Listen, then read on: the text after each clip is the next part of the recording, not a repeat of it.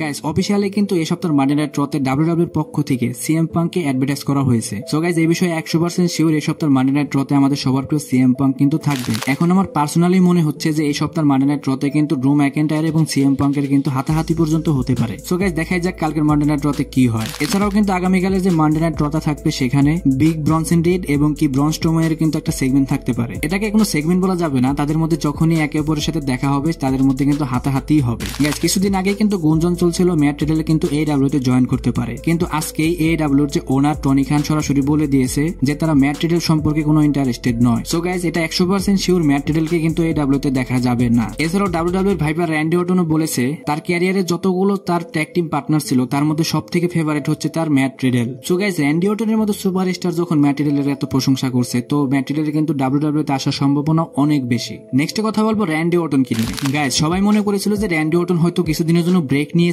আবার সে hill character নিয়ে আবার ফিরে আসবে, কিন্তু সবার এই স্বপ্নে পানি ছিটিয়ে কিন্তু র্যান্ডি অর্টনকে আবারও সেই বেবি ফেস সুপারস্টার হিসেবে WWE স্ম্যাকডাউনে আনা হয়। এখন গাইস যেটা দেখতেই কিন্তু অনেকটা বেমানান, কারণ র্যান্ডি অর্টন বারবার কিন্তু বেবি ফেসে তাকে আনা হচ্ছে। এখন গাইস আমি পার্সোনালি চাইবো খুব তাড়াতাড়ি র্যান্ডি অর্টনকে আবার তার হিল ক্যারেক্টারে ফিরিয়ে আনা হোক এবং কি কোডি রোজের সাথেও তার একটা রাইভালরি করানো হোক, কারণ র্যান্ডি অর্টনের মতো সুপারস্টারের সাথে যখন কোডি রোজের রাইভালরি চলবে তখন কিন্তু কোডি রোজের যে বোরিং টাইটেল রেনটা চলছে সেটা অনেক ইন্টারেস্টিং হয়ে যাবে। সো গাইস কে কে চান র্যান্ডি অর্টনকে আবার হিল ক্যারেক্টারে দেখতে অবশ্যই কমেন্ট করে জানান। গাইস WWE এর কেমন বিচার যে কোডি রোজ কিনা রোমান রেঞ্জের সবথেকে বড় একজন শত্রু, তাকেই কিন্তু রোমান রেঞ্জের ট্যাগ টিম পার্টনার বানানো হয়েছে। এই ট্যাগ টিম ম্যাচটা আমরা দেখতে পাবো WWE যে নেক্সট পিপিপি থাকবে সেটার মধ্যে, যেখানে কিনা Cody Rhodes, Roman Reigns versus Solo Sikoa এবং জেকব ফাটু। গাইস এই ম্যাচটা কিন্তু আসলে অনেক ইন্টারেস্টিং হতে চলেছে। একটা বিষয় আপনারা খেয়াল করে দেখতে পাবেন, রোমান রেঞ্জ যখন WWE আনডিসপিউটেড চ্যাম্পিয়ন ছিল তখন কিন্তু সে একজন হিল ক্যারেক্টার প্লে করেছে। এই হিল ক্যারেক্টার প্লে করার পরেও কিন্তু দর্শকরা তাকে চেয়ার করতো অন্য বেবিফেস সুপারস্টারের থেকেও বেশি। কিন্তু কোডি রোজ কিন্তু একজন বেবিফেস সুপারস্টার, এজ এ চ্যাম্পিয়ন হওয়ার পরেও তাকে কিন্তু দর্শকরা অতটা পছন্দ করছে না যতটা রোমান রেঞ্জকে দর্শকরা বর্তমানে পছন্দ করছে। সো গাইস এই বিষয়ে কোনো সন্দেহই নাই, কোডি রোজের টাইটেল রেনটা